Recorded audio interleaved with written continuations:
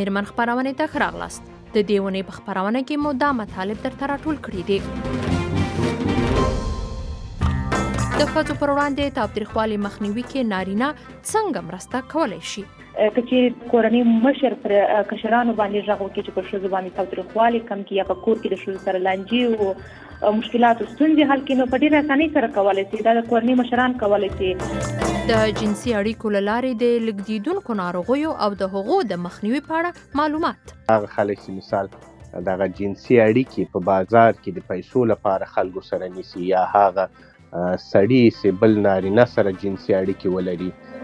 په دې خپرونه کې د یوې افغاني کیسه هم درته لرو چې د BBC د 2023 کال په 100 میرمنو کې نوم راغلی دی. پذیرفته شده. له ښه مرغه بیا وتوانېدم د امریکا په یو پوهنتون کې د اقتصاد او سولې په برخه کې زده کړو ته بریالی شم. تاسو له BBC میرمن خپرونه اورئ. زه ملایکه احمدزی یم. د ښځو لپاره د BBC میرمن خپرونه کې نور په زړه پورې مطالب هم درته لرو، خو پیل په روانه اونۍ کې د ښځو اړوند په څو خبرونو کوو. د بشري حقونو د څار اداره وايي پاکستاني چارواکو له پاکستانه د افغان کډوالو د په زور شړلو په لړ کې له بشري حقونو پراخې سرغړونې کړې دي. په یو تازه خپاره شوي رپورټ کې هیومن رایټس واچ وايي چې یو شمېر ښځو دغه سازمان ته ویلي چې پاکستاني پولیسو په ځینو مواردو کې له ځینو افغانو مهاجرو ښځو او نجونو سره ناوړه جنسي چلن کړی او ځینو ته ان د جنسي تیري ګواښ کړی دی. پاکستاني چارواکو د دغو ادعاو په اړه لا څه نه دي ویلي. د سپتمبر میاشتې له نیمایي راوروسته څه باندې 315,000 افغان له پاکستانه خپل هیواد ته ورګرځېدلي دي. په افغانستان کې د ښځو پر ضد د بندیزونو د پراخولو په لړ کې دا اونۍ طالبانو په جلال آباد ښار کې ښځې پارکونو ته له ورتګه او ګرځېدا منع کړې. د ښار اوسیدونکو وویل د طالبانو د امر بالمعروف ادارې کارکونکو د جلال آباد عیدګاه جومات سیمه کې ښځې له قدم وهلو راګرځولې دي. ګڼې ښځې به سهار وختي د خپلې روغتیا ساتنې په موخه هلته قدم وهلو ته ورتللې. د جلال آباد ښار یوه اوسیدونکي BBC ته وویل اوس طالبانو د پارک ټولې لارې تړلې او یوازې له یوې دروازې نارینه‌وو ته د ننوتلو اجازه ورکوي، خو ښځې نه پرېږدي. له دې مخکې طالبانو په نورو ښارونو کې هم عامه تفریح ځایونو او پارکونو ته د ښځو په ورتګ بندیز لګولی و. د ملګرو ملتونو کلتوري او علمي اداره یونسکو وايي په افغانستان کې پر لیکه یا آنلاین بڼه پښتو ویونکو میندو او پلرونو او د هغوی کورنیو ته د سواد زده کړې نوي کورسونه پیل کړي دي. د دغه بنسټ په وینا د 4 لسیزو جګړې، طبي پیښو او بېوزلۍ د افغانستان تعلیمي نصاب سخت ځپلی چې له کبله یې په دغه هیواد کې د نړۍ په کچه د لوستو ځوانانو او لویانو شمیر خورا کم دی.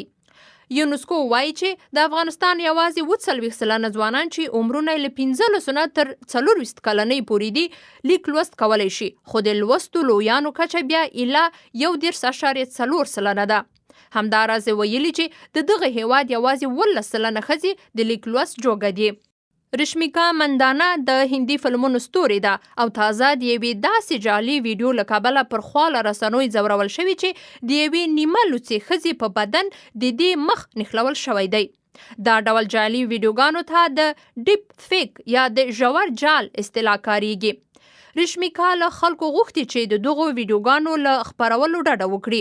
اغلې مندانا په ځانګړي ډول پر ځوانو ښځو غږ کړی چې که څوک یې د داسې جعلي عکسونو او ویډیوګانو په خپرولو سره ځوروي نو خپل غږ دې اوچت کړي او پر وړاندې دې ودرېږي. هغه ویډیو چې پر خواله رسنیو لاس په لاس شوي او رشمیکا یې له امله وځورول شوه په اصل کې د یوې برتانوي اصله هندي ښځې وه چې پر خپل انسټاګرام یې خپره کړې وه او کوم چا د دې مخ د هغې پر څیره لګولی و. 22 کلنې رشمیکا دا پیښه ډیره ډارونکې بللې او وایي چې د فلمي نړۍ همکارانو ملاتړ یې دې ته متوجه کړي چې د داسې ویډیوګانو خپرول باید عادي ونه ګڼل شي. تاسو له لندنه د BBC میرمن خپرونه اورئ.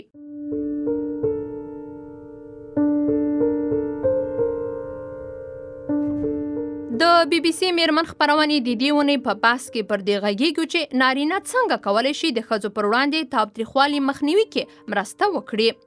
برتانیا کې د وایټ ریبن په نوم یوه خیریه ټولنه ده چې دې برخه کې کار کوي او د ټولنې نارینه دې ته هڅوي چې د ښځو پر وړاندې تاوتریخوالي مخنیوي کې خپلې ټولې هڅې وکړي. یا د ټولنې دا ځل په خپل کمپاین کې د سیمه ییزو ټولنو له مشرانو غوښتي چې د ښځو پر وړاندې تاوتریخوالي مخنیوي کې خپله یوه بیلګه یا اتل واوسي او دې موخې ته رسیدو لپاره ورسره مرسته وکړي. د وایټ ریبن ټولنې په باور د ښځو پر وړاندې تاوتریخوالي مخنیوي کې چوپ نه پاتې کېدل هم یوه لویه مرسته ګڼل کېدلی شي. خو دا چې افغانستان کې نارینه څنګه کولی شي خپله هم د ښځو پر وړاندې تاوتریخوالی ونه کړي او د نورو نارینهو لخوا کیدونکي ظلم پر وړاندې هم غلی پاتې نشي، پر همدې بحث کوو. د بحث میلمانه مې دي روانپوه عبدالجلیل امرخیل او مدني فعاله شګوفه عرفان. لومړی پوښتنه غواړم چې زه میرمن عرفان څخه پوښتنه وکم. لومړی که په ټوله کې راته وایاست چې ولې له نارینهو د ښځو پر وړاندې د تاوتریخوالي مخنیوي کې د مرستې تمه ډیره کیږي؟ لومړی خبره خو دا ده چې په فامیل کې هغه که پلار وي، که مشر ورور وي، که اکا وي، هغوی ډېر رول لري نسبت ښځو ته په کورنۍ کې چې کورنۍ کنټرول کې یا هم د هغوی پر د تاوتریخوالي په مخنیوي کې ونډه واخلي. د وړونو پلار د کورنۍ د مشرتابه د هغوی ونډه ډېره زیاته وي، ځکه په ځینې حالاتو کې ښځه چې ده هغه ډېره مهربانه وي او نارینه چې دی مطلب هغه منطقي اوسي او یا هغه سخت مزاجه وي. نو په داسې حالاتو کې د کورنۍ د مشر یا د کورنۍ د نارینهو څخه د تاوتریخوالي په کنټرول باندې ډېر د دوی څخه مثلا غوښتنه کېږي چې دغه پر ښځو باندې چې کوم تاوتریخوالي په کورنۍ کې کېږي هغه کنټرول کړي. خو 50% تاوتریخوالي چې دی هغه خپله د ښځو څخه پر ښځو دی او نارینه دې ته مجبوره کوي چې هغه پر ښځو باندې تاوتریخوالي وکړي. که څه هم زموږ په افغاني ټولنه کې موږ د دې شاهدان یو چې اکثره وخت ښځې دغه تاوتریخوالي ته خپله یو لار هواروي تر څو پر کوچني موضوعاتو باندې د دوی کورنۍ شخړې او د دوی جنجالونه هغه دا غټېږي او بیا د کورنۍ نارینه چې دی هغه مشرتابه چې دی هغه دې ته مجبوره کېږي چې یو پر ښځې باندې تاوتریخوالي وکړي. نو خاص خبر دا ده چې د کورنۍ په مشرانو باندې دا کنټرولېږي. ډېره زیاته مننه شګوفه جانې. امرخیل صاحب ستاسو نظر څنګه دی په دې اړه باندې؟ آیا ورسره موافق یاستئ؟ بالکل، دا چې افغان ټولنه مرد سالاره ده نو ځکه له نارینهو نه ډېره تمه کېږي چې د تاوتریخوالي په مخنیوي کې مرسته وکړي. لومړنی مورد همدا ده چې ټولنه مرد سالاره ده، یعنی نارینه ته ډېر ارزښت ورکول کېږي. نارینه قوت لري، نارینه فکر کېږي چې پیاوړی ده د ښځو په پرتله، یعنی فکر داسې ده، فرهنګ هم داسې جوړ شوی ده. همدارنګه په افغان ټولنه کې د اقتصادي ودې یا د اقتصاد جوړولو منابع هم نارینه دي. نو له همدې امله د هغوی نظر منل کېږي، د هغوی خبرې ته غوږ نیول کېږي، د هغوی خبر منل کېږي یا له هغوی نه ډېره تمه کېږي چې د تاوتریخوالي مخنیوی وکړي. همدارنګه د ښځو په پرتله په نارینهو باندې ډېر باور کېږي، یعنی که نارینه یوه خبره کوي، دغه یوه خبره منل کېږي که هغه دروغ هم وي، ولې که چېرې ښځه 100 رښتیا خبرې کوي هغه نه منل کېږي. نو له امله چې باور پرې زیات ده نو تمه ترې کېږي چې د تاوتریخوالي په له منځه وړلو کې هم رول ولري. میرمن شګوفې، که تاسو دا راته وایاست چې خاصتا افغانه ټولنه کې یعنی افغان نارینه څنګه کولی شي یعنی خپل د ټولنیز ژوند د اصولو ته په کتو څنګه کولی شي چې د ښځو پر وړاندې دا ډول د تاوتریخوالي مخنیوي کې مرسته وکړي؟ هغه کسان چې لوستي وي، هغه د کورنۍ مشران اوسي، هغه لوستي کسان، هغه کسان چې ځان ته یو شخصیت ولري، هغه په ډېر اسانۍ سره کولی شي چې د کورنۍ هغه پروتوکول د کورنۍ هغه سیستم چې دی هغه سره برابر کړي او د هغه پر ښځو باندې چې خشونت یا تاوتریخوالي کېږي د دې په کمښت کې دوی پوره رول لري. یو هغه کسان چې د کورنۍ مشران وي، نسبت نورو کشرانو ته یا نسبت ښځو ته د کورنۍ د مشرتابه خبره ډېره ژر منل کېږي. که چېرې کورنۍ مشر پر کشرانو باندې غږ وکړي چې پر ښځو باندې تاوتریخوالي کم کړي یا په کور کې د ښځو سره لانجې او مشکلاتو ستونزې حل کړي، نو په ډېرې اسانۍ سره کولی شي. دا د کورنۍ مشران کولی شي. که چېرې په کورنۍ کې پلار نه اوسي، د کورنۍ یو مشر ورور اوسي یا هم د کورنۍ بل غړی اوسي، هغه په ډېره اسانۍ سره کولی شي چې د کورنۍ سیستم چې دی دا تنظیم کړي او دې ته هېڅ موقع مساعده نه شي چې دوی د کورنۍ کشران یا د کورنۍ نور غړي پر ښځو باندې تاوتریخوالي وکړي. هغه کسان چې د ځان سره یو ایډیا ولري، هغه کسان چې د ځان سره یو ښه فکر او ښه مفکوره ولري، هغه د دې په کنټرول کې ډېر ښه رول لوبولی شي. ډېره زیاته مننه کور ودان تشکر. راځو امرخیل صاحب د امرخیل صاحب لکه څنګه چې شګوفه جان هم ویلې تاسو هم مخکې خپل خبرو کې یاد کړه چې په ټوله کې افغان ټولنه کې د نارینه اغیز ډېر دی خو که څه لږ مشخص راسو کنه یعنی افغان ټولنه کې ملا ښوونکی او د سیمې مشر هم ډېر اغیز لري دوی څنګه کولی شي چې په دې برخه کې ځان یو بیلګه وګرځي یعنی ځان یو مثال وګرځي او هم اغیز پر نورو پریوزي او هم په دې برخه کې مرسته وکړي؟ بالکل کچېرې ملا پر منبر یا د سټیج پر سر د تاوتریخوالي د مخنیوي وعظ وکړي یا مثلا یو برخه دې ته ورکړي چې د تاوتریخوالي مخه ونیسي یا د تاوتریخوالي مخنیوی وسي یا مثلا خلک له تاوتریخوالي راوګرځي دغه د جمعې د ورځې خطبه کې دا یاده کړي دا به ډېر اغېز ولري ځکه دلته عقیدې یا اسلامي عقیدې ډېرې کلکې دي نو په ملا ډېر باور کېدای شي او هره خبره چې هغه وکړي نو دوی لپاره د کاڼي کرښه وي ځکه ټولنه تر ډېره بریده بې سواده ده تر ډېره بریده نالوستې ده نو هغه ټولنه کې چې نالوستي ډېرې وي هلته بیا عقیدوي مسایل ډېر قوي وي او ملا ډېر باور کوي چې ملا د منبر په سر په دې اړه واعظ وکړي ځان مثال وګرځي یا په خپله کورنۍ کې مثال ورکړي چې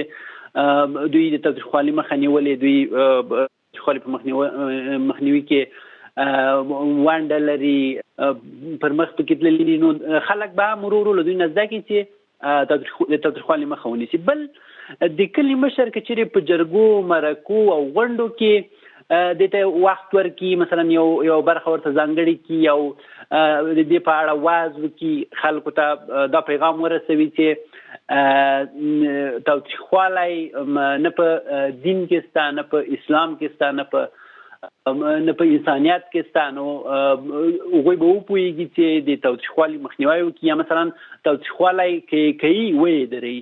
بل د ښوونکی ده مثلا په کورنۍ کې په ښوونځي کې لاین درېږي که نه یا مثلا خپله په ټولګي کې د لاین په سر یا د ټولګي په منځ کې ښوونکي باید خپل پرسونال خپل تر لاس لاندې شاګردان داسې وروزي چې د انساني اصولو مطابق مخ ته لاړ شي یعنی له انساني اصولو وانه وړي یعنی هغوی ته وروښودل شي چې ښځه انسان ده او د انسانیت له مخې باید چلند ورسره وشي. دلته خو په افغاني ټولنه کې ښځه د یوې متا په توګه پېژندل کېږي د یو ماشین په توګه نو که چې هغوی ته دا انسان وپېژني هغوی ته وایي چې هغوی هم انسانان دي وړتیاوې لري باید زده کړې وکړي باید د کور په چارو کې نظر ورکړي مخ ته لاړې شي وده وکړي باسواده شي نو ورو ورو به راتلونکی نسل له دغې تاوتریخوالي نه مخنیوی وکړي او ښه به مخ ته ځي. ډېر زیاته مننه خو تاسو خپل هم روانپوه ډاکټر یاستئ او بیا یو نارینه یاستئ نو که تاسو خپل داسې وړوکی مثال راکړئ چې یو وړوکی کار مو کړی او فکر کوئ چې دا د ښځو پر وړاندې د تاوتریخوالي مخنیوي کې یو ګام ګڼل کېدلی شي؟ بالکل ګوره زما په خپله کورنۍ کې ښځه یعنې دلته چې ښځه وکړي داسې لکه نوکاره نو په کور کې به خبرې ورته کېدې یعنې له اروايي اړخه ځورول کېده اروايي ځور به لیده ښځې تر ډېره له فزیکي ځور نه په اروايي ځور ډېرې اغېزمنې کېږي صحیح که چېرې اروايي وځورول سي مثلا ګواښ ورته وسي ورټل سي وګواښل سي توهین وسي تحقیر سي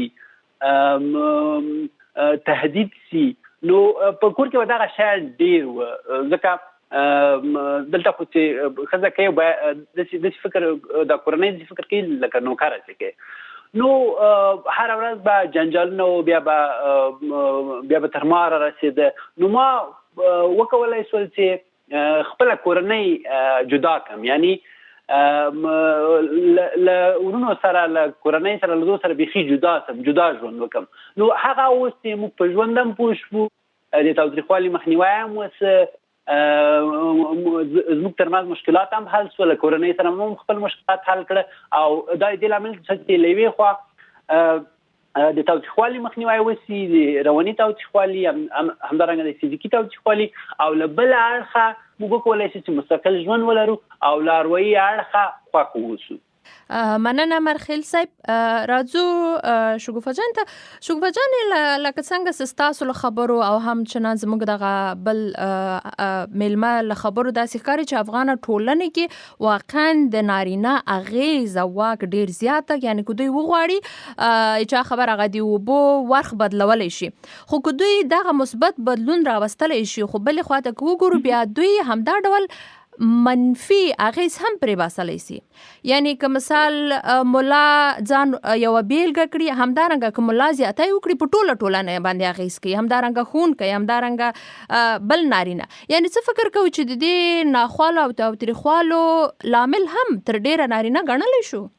بالکل دا هغه اړخ ته به راځو چې هغه نالوستي کسان اوسي. نالوستي کسان داسې څه کوي چې مثلا ملا خپل په کور کې د ښځو سره کم یو رویه کوي، دی راځي وایي چې ملا په کور کې داسې کېږي، د فلاني ملا په کور کې داسې کېږي، د فلاني کورنۍ کې داسې کېږي، بس نو زه هماغسې کوم. یا دغه کورنۍ د ښځو څخه اورېدلې وي، دغه کورنۍ د خلکو سره چې مثلا د ښځو سره څنګه رویه کوي، دا تر ډېره حده پورې د ټولنې هغه نالوستي او نادانه کسان دي چې هغوی داسې یو برخود کوي. لکه څنګه چې ډاکټر صاحب مخکې وویله، ښځې په زیاته کچه د فزیکي تاوتریخوالي څخه دونه نه زیریږي څونه لکه ذهني شکنجه چې دوی ته ورکول کېږي. ښځه په ټولنه کې، خصوصا په پښتني ټولنه کې، موږ د دې شاهدان یو چې زه خپله هم یو نجلۍ یم، زه هم خپله یو ښځه یم، په ټولنه کې ښه مثالونه لري چې هغوی حتی ښځه د دې اختیار نه لري چې دا سهار د خوبه څخه راکښېني، کله چې هغه مور چې هغه ماشوم ته شیدې ورکوي، هغه دا اختیار نه لري چې په سره باندې دا وږي، دا ځان ته یو ناشته یا هم ډوډۍ تیاره کړي. د دې حق د دې څخه اخیستل شوی وي.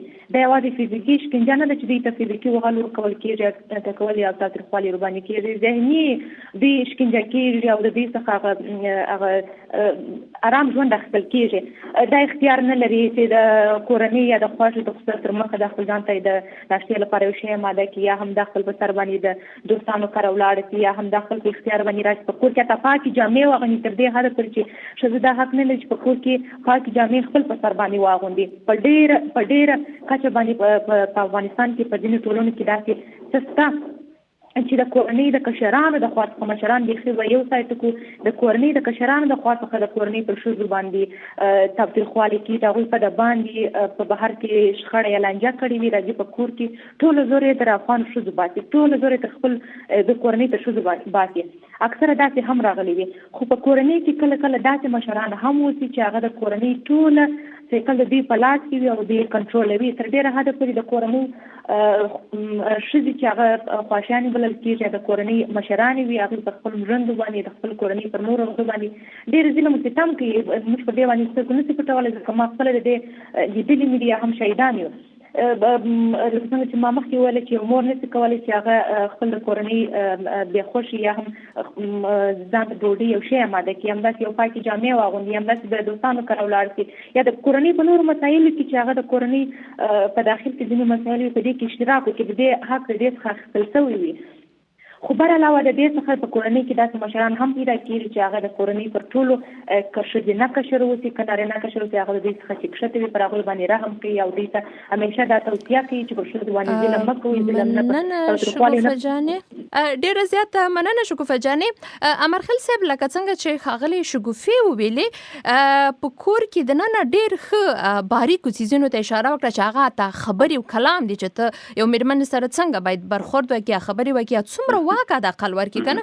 یعنی برته راځو د کور انګړ ته، د بهر له فضا نه د کور انګړ کې دننه یو وړوکی ورور د خور پر وړاندې څنګه کولی شي چې د تاوتریخوالي مخنیوی وکړي یا د عقل تاوتریخوالي ونه کړي، خاوند څنګه کولی شي، پلار څنګه کولی شي، همدارنګه خسر او لیور څنګه کولی شي چې له خپله کوره دا چاره پیل کړي او د تاوتریخوالي مخنیوی وکړي. زه فکر کوم دغه ټولو کسانو ته چې تاسو اشاره وکړه، میړه، پلار، وړوکی ورور، خسر، دا ټول په یو شي پورې اړه لري چې هغه په کور کې د جبر او زور قانون ده. یعنی موږ کورنۍ په دریو برخو ویشو. یوه حاکمه کورنۍ ده، یوه پراګنده ده او یوه ډیموکراټه. په حاکمه کورنۍ کې پلار ته څه وایي، د کورنۍ مشر څه وایي، ټولې باید ومني بې قید و شرطه. پراګنده کورنۍ هغه ده چې یعنی هر څوک چې څه کوي هغه کوي، یعنی هغه یو موسیقي اوري، یو هلته مطالعه کوي، بل هلته ګډېږي، بل هلته یو کار کوي، بل هلته بل کار. دا پراګنده کورنۍ ده. بله ډیموکراټه کورنۍ ده چې د هر کس نه په د یو کار په کولو کې له هر کس نه نظر اخیستل کېږي، صحیح، تر څو نظر ورکړي او هماسې مخته لاړ شي. نو زما په ان حاکمه کورنۍ کې د جبر او زور قانون چلیږي. کله چې دغه د جبر او زور قانون تر پښو لاندې نه کو، خلاص نه کو، ځان ترې خلاص نه کو، تر هغو پورې تاوتریخوالی نه درېږي، ځکه تحمیلیږي شیان. یو څوک باید بې قید او شرطه یو نظر ومني، پرته له دې چې هغه واز دی چې د دې ګټې ډېرې دي که تاوانونه. که چېرې د جبر او زور قانون په عاطفه تمام سي، یو بل منل رامنځته سي، یو بل تشویقول رامنځته سي، په آرامه وویل سي، له هر کس نظر واخیستل سي، په دې سره هر کس د ارزښت احساس کوي. یعنی که چېرې زه له یو چا نه په کور کې له یو کس نه د دې نظر اخیستل کېږي چې مثلا د کور رنګ باید څه رقم وي، کور باید څه رقم رنګ کړو، نو هغه د ارزښت احساس کوي. مثلا ته څه ډول جامې اغوندې، دا ارزښت احساس کوي. همدغه د ارزښت احساس د دې لامل ګرځي چې ورو ورو هغه خپل چلند نرم کړي، او همدا د دې لامل چې په کورنۍ کې تاوتریخوالی هم له منځه لاړ شي. ځکه هر څه به د مینې له مخې، د عاطفې له مخې، د آرامتیا له مخې مخته ځي، نه د جبر او زور. کله چې جبر او زور کارېږي، مقابل لوري کې ضد راپارېږي، او همدغه ضد د دې لامل ګرځي چې هغه خوا عکس العمل وښيي، د دې خوا نه ورو ورو عکس العمل ډېر شي او په تاوتریخوالي واوړي. او که چېرې دا خوا هم خبرې نرمې وي، هغه خوا هم خبرې نرمې تولیدېږي. همدا د دې لامل ګرځي چې ورو ورو مسایل حل شي، او د دې لامل شي چې په ټوله کې په کورنۍ کې د تاوتریخوالي مخنیوی وشي.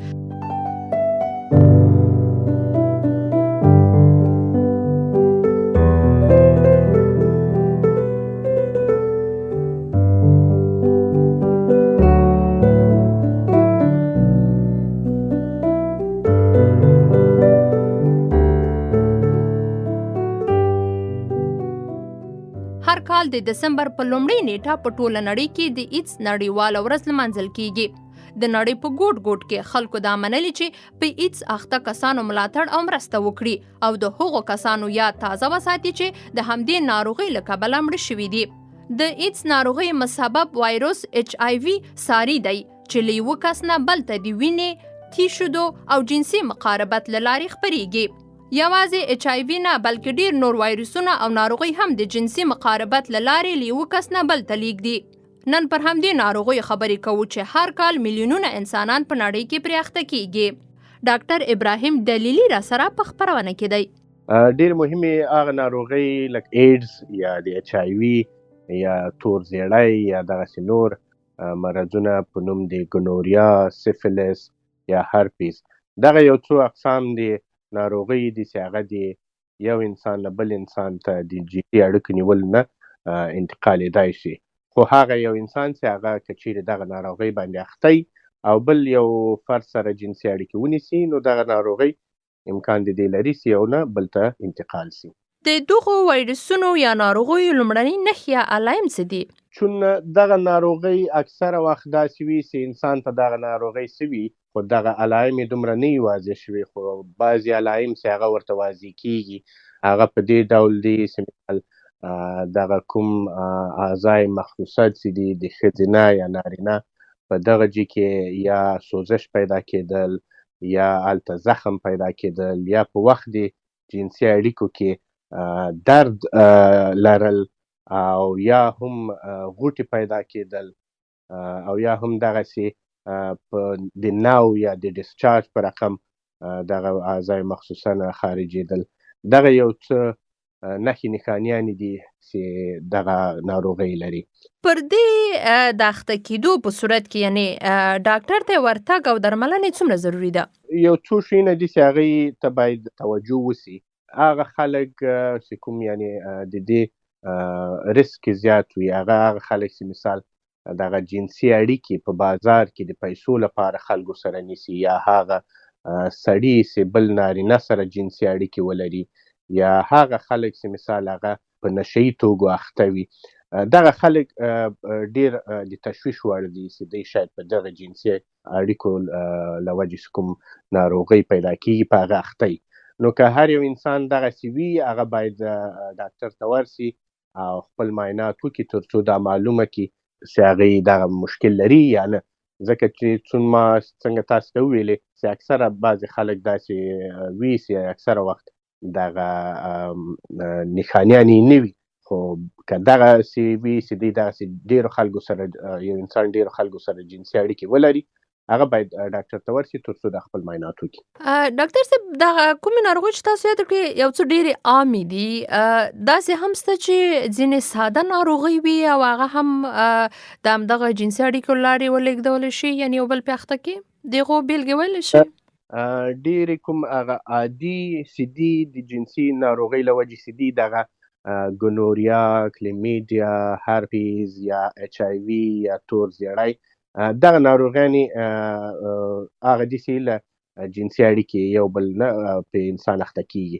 نورې ناروغیانې لکه شکر، فشار او نور شیونه هغه په دې طریقه سره نه کیږي یو نه بل ته. بل دغه خطر یا ریسک په دې کې دا څنګه چې ما وختي یادونه وکړه که څوک ډېرو خلکو سره جنسي اړیکې ولري هغې ته مشکلات بیا زیات پیدا کیدی شي.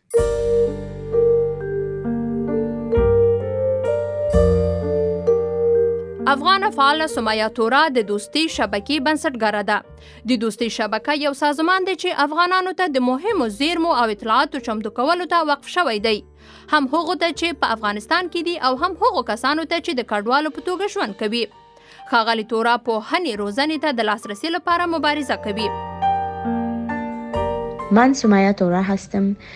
در شهر کابل افغانستان در یک خانواده متدین زاده شدم. زه سمیه تورا یم او په افغانستان کې د کابل په یوې دیندارې کورنۍ کې زیږېدلی یم. په هیواد کې د وضعیت له کبله په کډوالۍ کې لویه شوم. کله چې په پاکستان کې و په دې وتوانېدم چې د امریکا په یوه عالي ښوونځي کې د زده کړې بورسیه ترلاسه کړم. هغه چې مې په بریالیتوب پای ته ورسوه هیواد ته ستنه شوم. له ښه مرغه بیا وتوانېدم د امریکا په یو پوهنتون کې د اقتصاد او سولې په برخه کې زده کړو ته بریالی شم چې ډیپلوم یې ترلاسه کړم. بیا مې د روډ سکالر په نامه بورسیه ترلاسه کړه او د دغه بورسیې له لارې د انګلستان په آکسفورد پوهنتون کې ومنلی شوم. در دانشگاه آکسفورد انگلستان پذیرفته شدم. اوس هم راځو یوې بلې سمیې ته چې دا د سپورت په ډګر کې تیرونې د خبرونو برخه وګرځېده. سمیه عادل د افغانستان د تکواندو ملي ټیم غړې وه. د په آلمان کې د 15 سیالیو په لړ کې خپلو سیالانو ته په ماتې ورکولو سره د سرو زرو میډال وګاټه. 15 د تکواندو سپورت یوه برخه ده چې نمایشي حرکتونه پکې ترسره کیږي. سمیه یو کال مخکې له خپلې کورنۍ سره آلمان ته کډه شوې وه. په دې موده کې هم په څو بېلابېلو سیالیو کې برخه اخیستې ده. دا وایي له دې چې نشي کولی خپله بریا په افغانستان کې له خپلو افغانو سیالانو سره ولمنځي ځورېږي. په وروستیو لوبو کې په دې بریالی شوم چې د سرو زرو میډال ترلاسه کړم. ما 2 حریفه درلودل. یوه د سویلي کوریا وه چې په جرمني کې میشته وه او بله په خپله له جرمني وه. ډیره پیاوړې وه او د هغې پر وړاندې درېدل ډیر ګران وو. ما ډیر زیار ویست چې میډال ترلاسه کړم.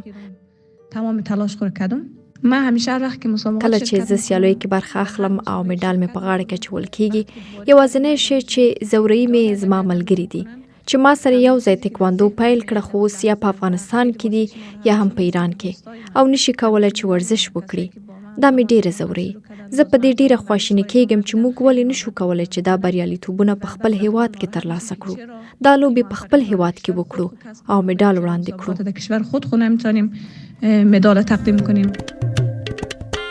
محترم اوریدونکو د دې ونې د میرمن خپرونه هم دومره وه چې پاینده څرګند د اسماعیل سعادت تر سار لاندې چمتو کړې وه او ما ملایکې احمدزۍ درته وړاندې کړه. تر بیا مو الله مل شه.